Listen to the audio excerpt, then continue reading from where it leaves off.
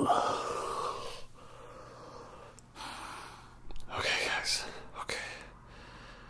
It's time to review Alien Resurrection. And I came prepared. Okay. Wait a minute. This is Alien Resurrection I'm reviewing. I actually think it's a decent movie. Because I don't need this. But some Halloween candy, on the other hand, would be nice.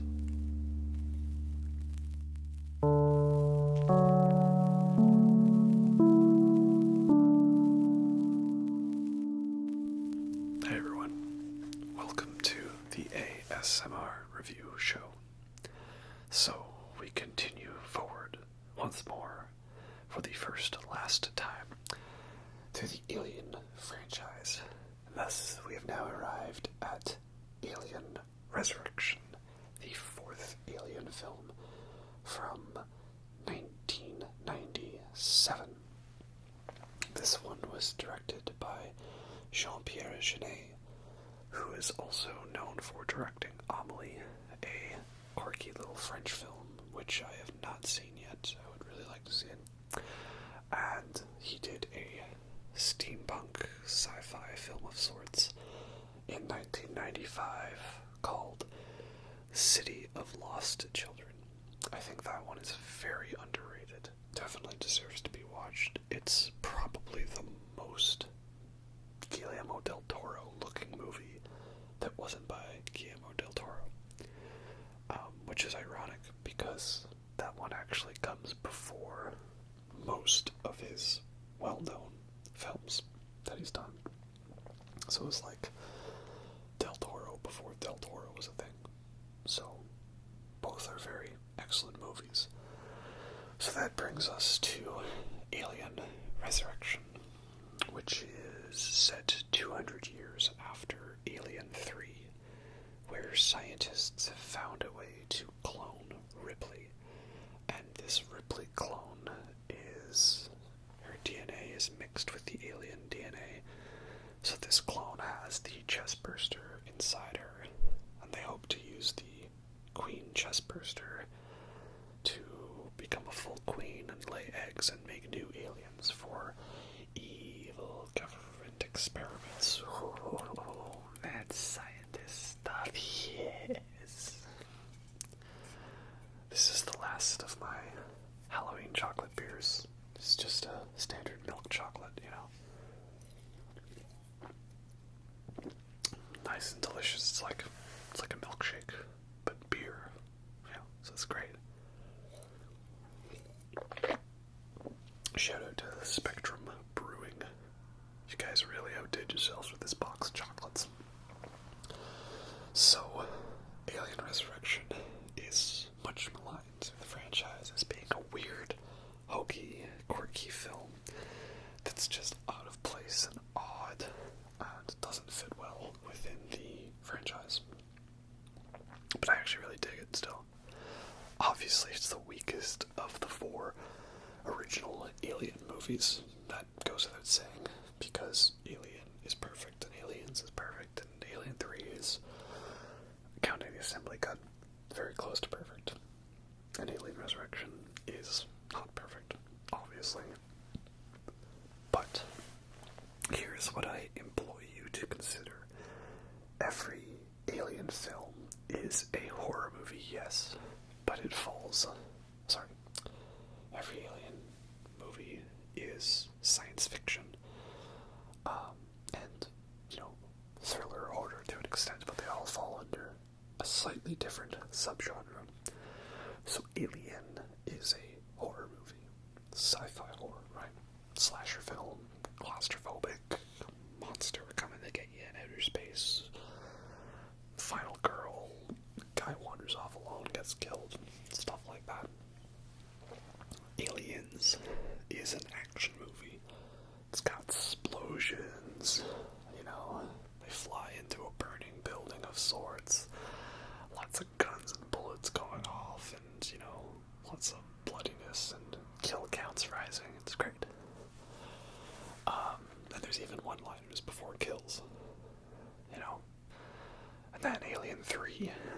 it's a drama. It's all about people being sad that people are dying and stuff, and wondering what it all means in the grand scheme of things. And yeah, it's just sad and depressing, like a drama. So, what is Alien Resurrection? It's a comedy. It's a dark comedy, that's what it is. Honestly, the thing that will just really change your perspective on Alien Resurrection is you gotta watch it as a dark comedy, right? Something not to be taken too seriously. It was written by Joss Whedon, of course, writer of Buffy the Vampire Slayer, and the Avengers movies, and a bunch of stuff like that, right? Joss Whedon, the original god of the nerds, before we decided we didn't like him anymore. And he's kind of on record as saying that, like, everything was done the way he wanted it to be done, but, like, not translated properly. It's the director, Jean-Pierre Jeunet. He's French, and apparently he didn't really speak much English at all. He had translators at all times.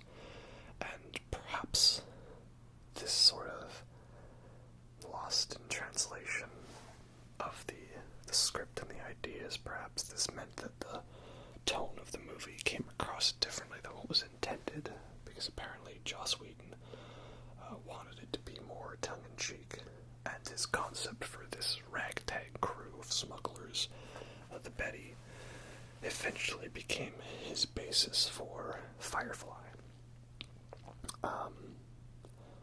But everything was kind of done really straight-face, serious, and, you know, not meant to be with jokes, but it's still, like, so comically over the top in some scenarios that, like, okay, come on, this has to be for comedy, right? Like, you kind of go over the top with the blood and the gore, and it becomes really scary and disturbing. And then you kind of get to that point of self-parody where it's just beyond all realms of reality. Like, there's a guy where he gets impaled by the xenomorph mouth in the back of his head. And he, like, first thing he does is he reaches into the back of his head and, like, pulls out a piece of his own brain and, like, looks at it all like stuff like that. And there's a basketball scene where Sigourney Weaver totally kicks ass at basketball, as everyone's reported. She made the basketball shot on, like, the first take or something like that. And the idea was originally going to be use CG to cover it up, but no, she did that for real. And apparently right at that moment, Ron Perlman turned and was like, holy shit, she made it. And then, you know, they had to quickly cut it before he turns and does that, right? So that's pretty cool. Yeah, so I mentioned before with Alien 3, if you weren't a fan of it, you gotta watch the assembly cut and give that a chance, and understand its nihilistic outlook on life. And for Alien Resurrection, I recommend you watch it as, like, a dark horror comedy spoof type movie. Is that what Alien should be? Well, what exactly should Alien be? Like, as I mentioned before, each film has had a different director, different team behind it, and they've all had a different kind of focus of a genre, right? Horror, action, drama, comedy, right? I'd say that's the most disappointing thing about the Alien prequels, is that because they're all being done by Ridley Scott and all with one vision, they're kind of becoming, like, homogenous in that way. Like, it'd be nice if it was still continuing the rotating directors trend. I think more franchises need to do that to a certain extent, because otherwise you kind of go one way and then you get one director and you go one way that's cool, and then you get the original director and it comes back in on itself and it just kind of feels forced, you know? Oh well. Anyway, so that's my recommendation, is if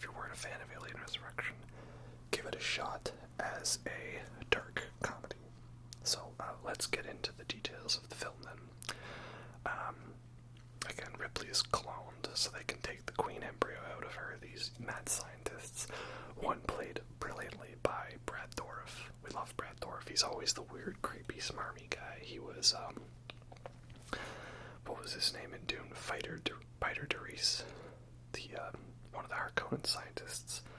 He's got the weird eyebrows and the red lips because he drinks upon the one liquid, and the lips are one and the lips become red. It is by will alone that I take the thing, and he's great.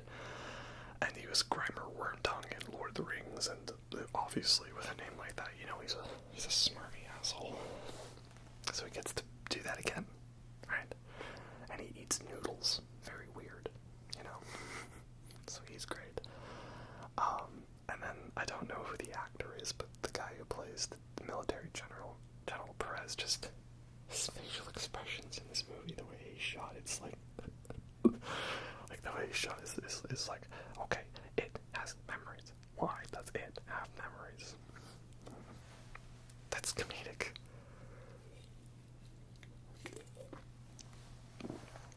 They decide to keep Ripley alive because, hey, more experiments, why not?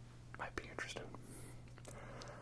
So, she slowly learns, her brain develops again, and we find out that she's not entirely human still. Because her blood is acidic, like a xenomorph, and she kind of can, communicate and sense them and stuff, and she's weird. This movie's French, it's weird, I like it. As for which version of the film to watch, there's two. Yeah, there's always two. Right? No more, no less. There's the theatrical version, which Jean-Pierre Jeunet considers is the director's cut. It is the one he wanted to make similar to Alien and Ridley Scott. The director's cut, the extended special edition, whatever you want to call it, of Resurrection, actually has every available scene that was filmed and shot and edited put into the movie. Most of the additions are small, minor things. Like the intro sequence is different. It used to be that we were seeing all these weird footages of clones being developed, and then a shot of the spaceship that they're on the USM Auriga. Now we have this shot where we start up with a close-up of a bug that looks like a xenomorph, and it zooms back, and then this guy smushes it and he shoots it through his straw. I hope he finished his drink, then I wouldn't want to shoot a bug through my straw and then have to drink it afterwards. That's gross, man. Maybe I'm just a germaphobe. So it's a bit of an odd difference, but again, it doesn't matter. There's some small little moments here and there, some of which is, a little extra fluff for the fans to speak of. One moment, though, that I would definitely say is important is there's this scene where Ripley is kind of given this psychological test. So they show her a picture and you name the item, what it is. So Black Swan, Clockwork Orange, Pain. And they show her a picture of a little girl, and obviously Ripley's thinking of Newt, and really great acting on Sigourney Weaver's part. She goes from all different stages of emotions in a couple of quick seconds, from confusion, remembrance, smiling, joy, and then sadness and despair. It's a nice little moment. I'd say you should watch the extended version just so you can get that scene. The effects in the movie are still pretty good. There's definitely more noticeable CG in this than all the past other movies, because there was no CG in Alien and Aliens. In Alien 3, the only CG was the skull of the alien cracking and the debris floating around outside the prison cell. Right? The alien was a rod puppet.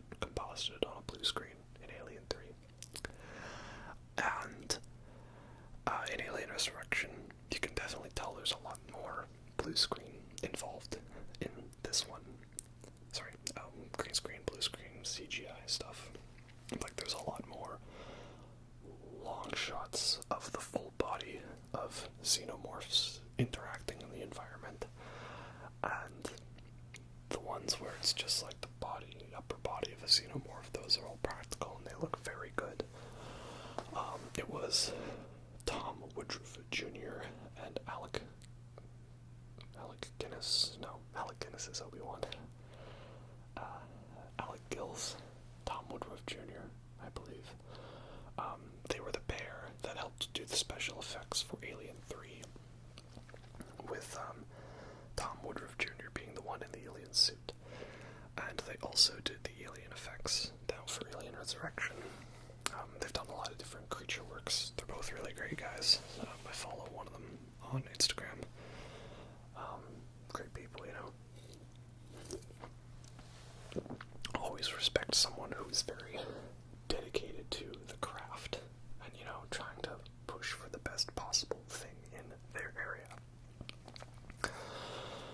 So the practical creature effects in Resurrection are very good.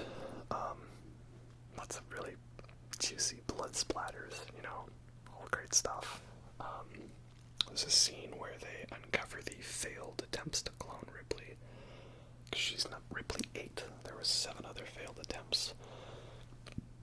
The designs they have on those ones, very spooky stuff, very macabre and messed up, and, you know, so did a great job with those. Fantastic.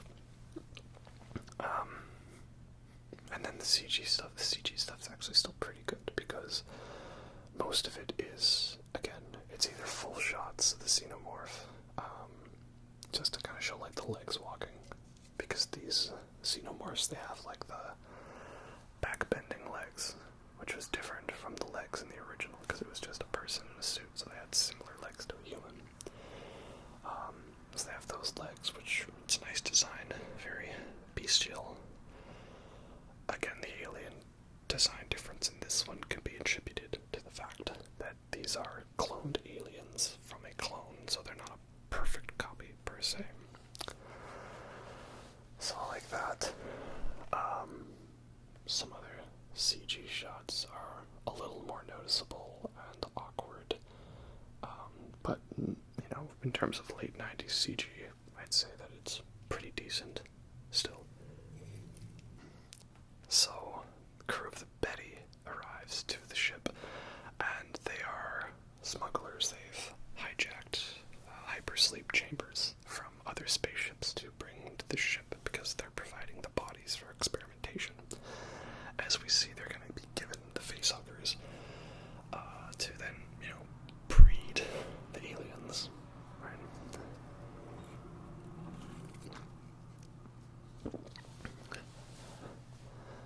I like the Betty crew a lot. There's definitely more characterization to them than there was the prisoners in Alien 3. You got Ron Perlman being angry, badass Ron Perlman. We love him. Winona Ryder, she's good in this movie. Perhaps a little pouty and whiny, but, like, you know, I like her. And her character, Call, has a lot of depth as an android. This idea of synthetics being built by synthetics and a potential synthetic uprising, human war, has some Blade Runner 2049 stuff right there. That's pretty interesting. And then there's also Christy. He's cool, silent badass, and he's got the Taxi Driver style guns, you know, where it's stored in your sleeve and comes out in the hand. That's pretty cool. Though I do find it odd, like they're smuggling their guns on the ship, like in hidden ways, like how Faris, the one in the wheelchair, his is like built into parts of his wheelchair to disguise it like that. And Ron Perlman, he's got like his like a cup of his own Joe or something, you know, his little alcohol bottle that's actually secretly this like one-shot boom cannon of sorts. And Christy, he has his guns up against Taxi Driver, but like, is it not protocol in the future to check someone's sleeves for guns? Like, I'm pretty sure now, in modern times, we all still do that. Like, you have to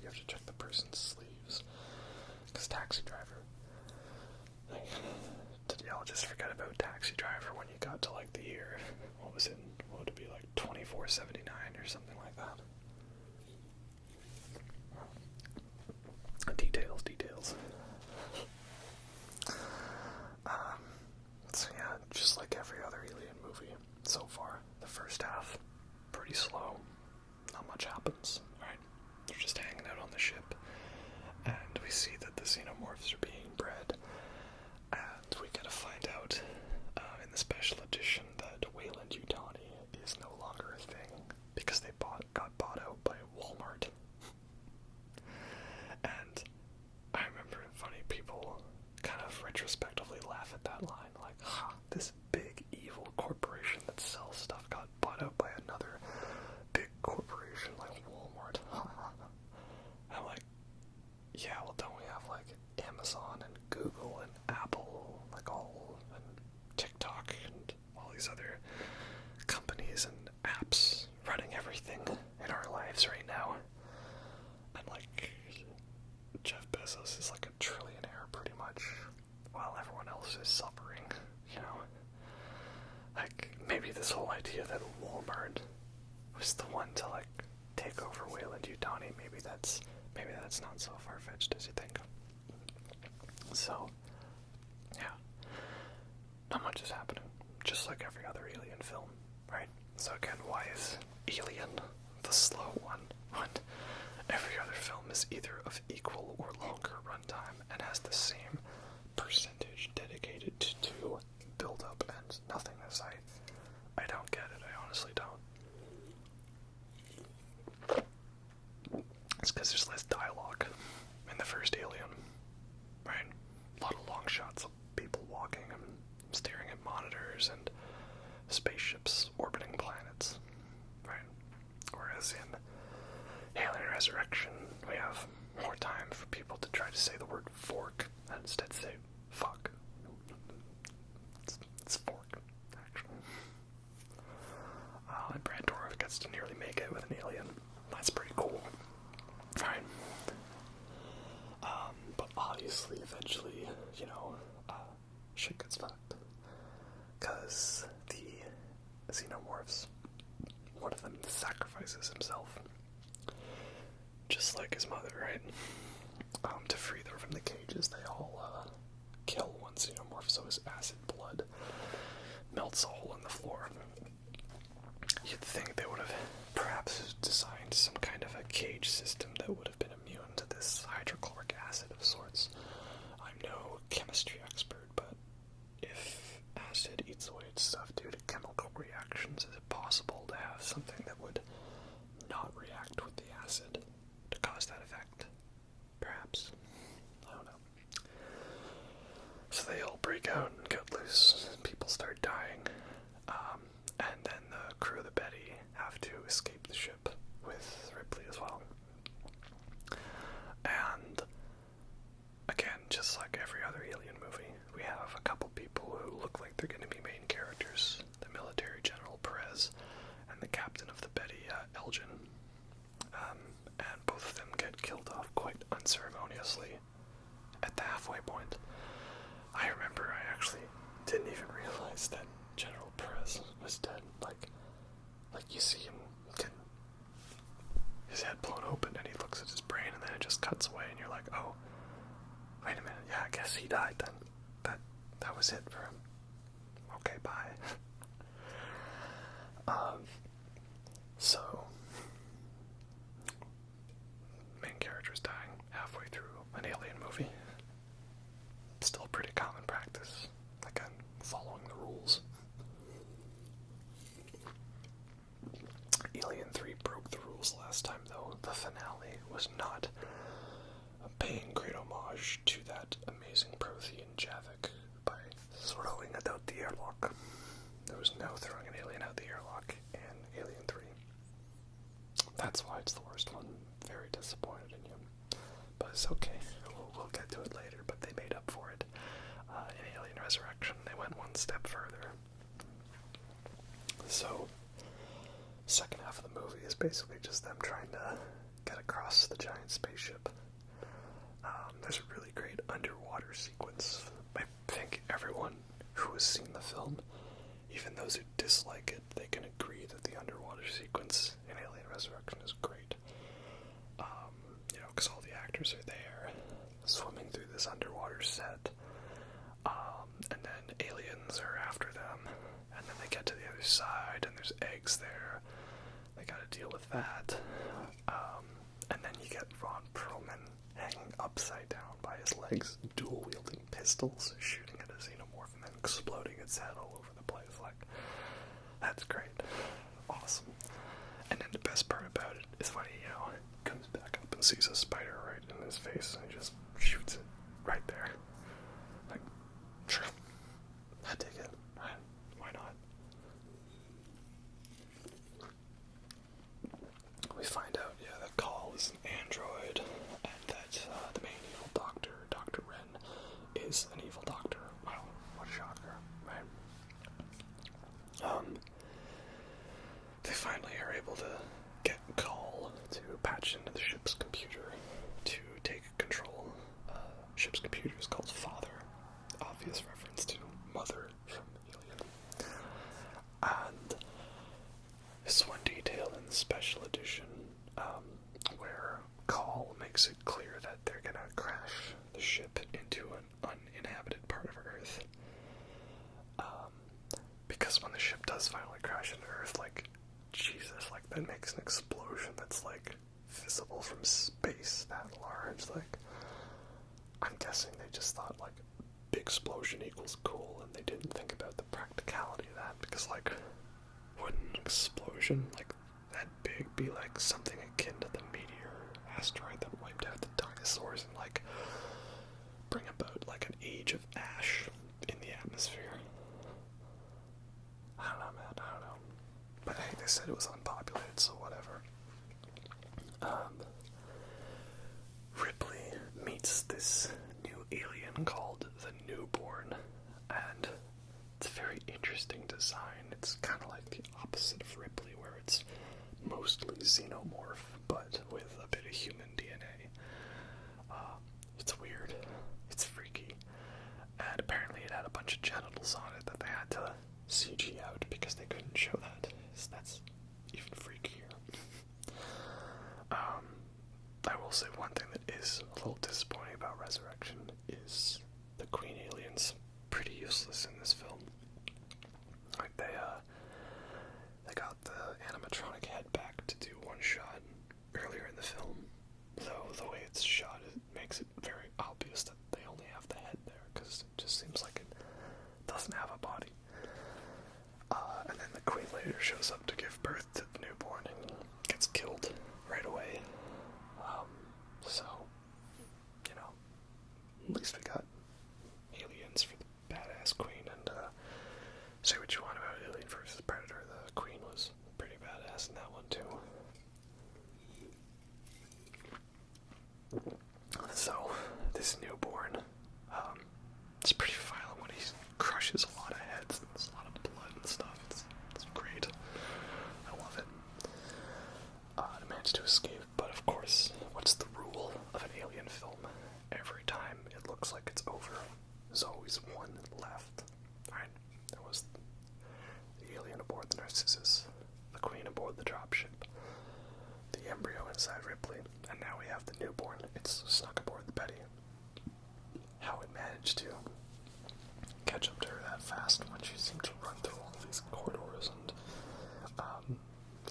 do a bunch of jumps, and this thing seems like it's only a slow lumbering thing. Well, it's horror movie logic, right? That's always how it works. It's, if it's not on screen, it can basically teleport, like it's Jason Voorhees or Michael Myers or something. So, this leads to the airlock scene in Alien Resurrection, in and of itself being a reference to the never-filmed airlock scene in Alien. So, as I mentioned in my Alien review, the idea was to have a scene where Lambert got sucked out into space because the alien's blood dripped acid through a hole in the ship, causing it to decompress, and then she got sucked out and basically squeezed through that tiny hole in a burlesque scene. They couldn't get the effects to work. They realized it wasn't feasible. So then they were going to just have it while the hull decompresses and Ripley and Parker pass out, and then Ash and Lambert come resuscitate them, and the alien got scared away. But they never did that. The only thing that is filmed of it, which you can see on the extras, is the bridge conversation of this side, where Lambert and Ripley are talking to Parker over the intercom. So, what they did in Resurrection is Ripley has a cut on her hand, and she flicks some blood onto this small little window, and causes that tiny hole, and then the little giant newborn gets sucked out through the thing. All of its guts go flying out through the window, and the whole skeleton gets sucked out. Oh man, it's such a gross scene. It's especially because the newborn starts sounding like a human, and it starts calling out like, "Mommy, help me, help me." And Ripley's very sad because she's essentially killing her grandchild in a way.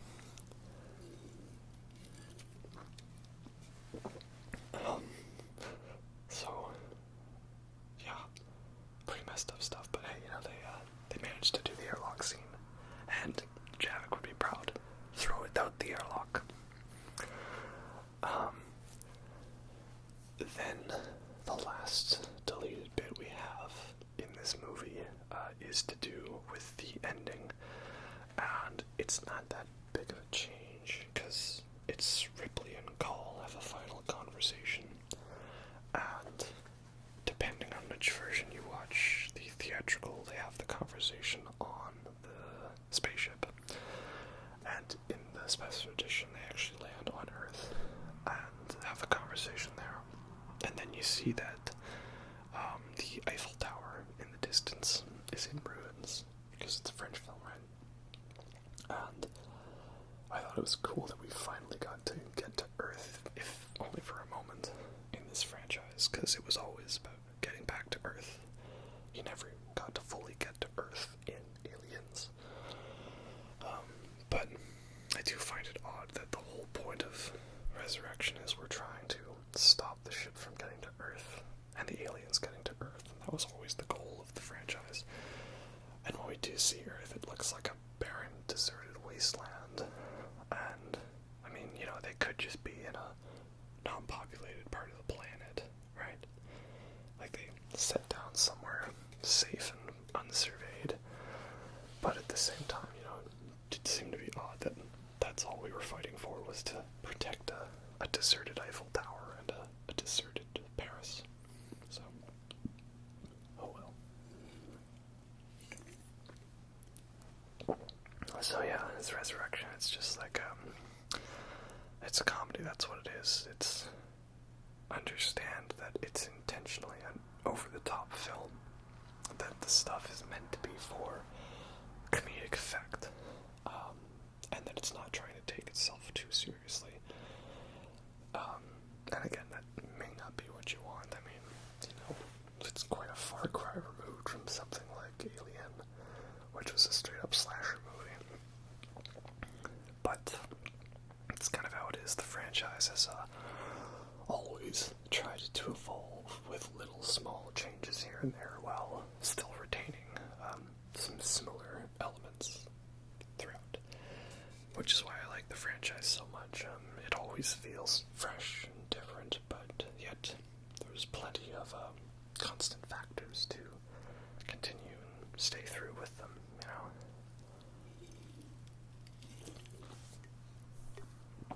So it, again, follows all the rules and traditions of the Alien franchise. Nothing has been done wrong in that regard,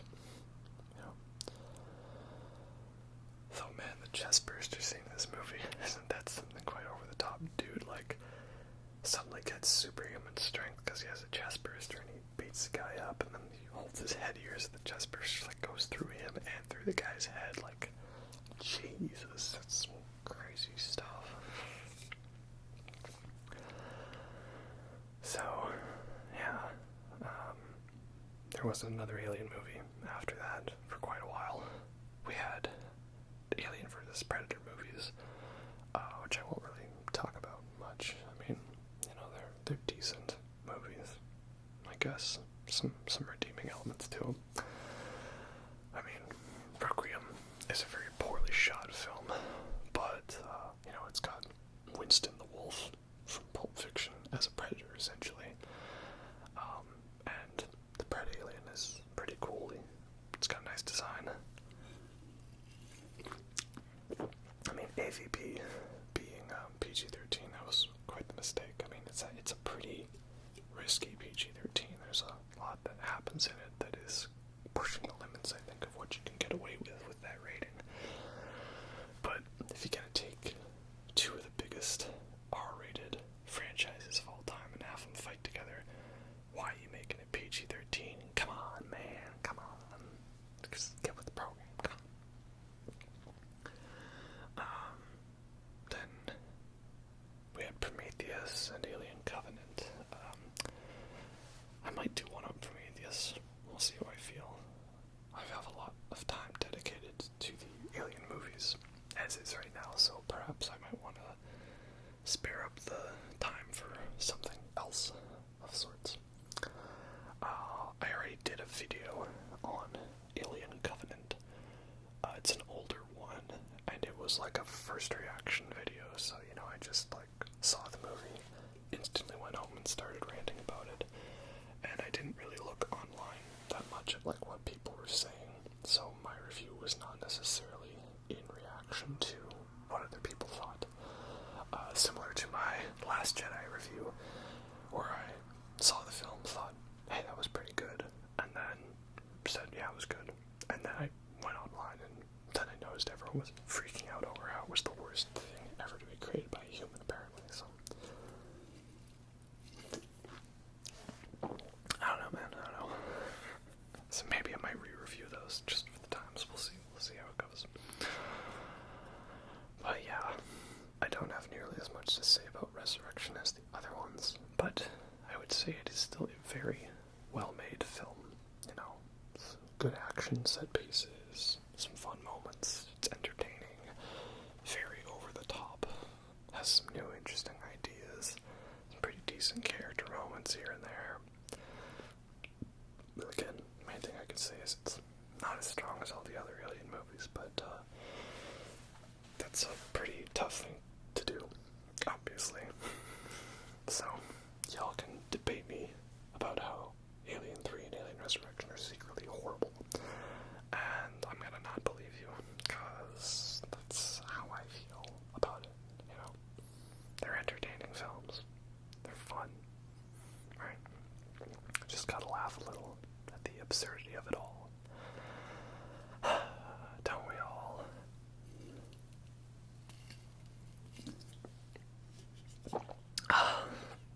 This is good Halloween candy. Anyway, thanks for listening to me rant, if you made it through all the other videos about the Alien franchise. Here's hoping we can get some more spooky horror movies in time for the appropriate season, Anyway, this is Tars, last survivor of the Alien 3 Alien Resurrection fan club, signing off.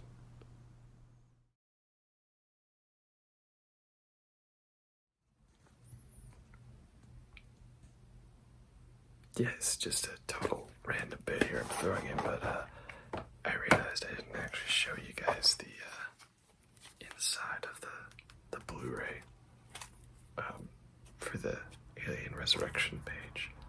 So, there it is. It's got some pictures and stuff. And, yeah.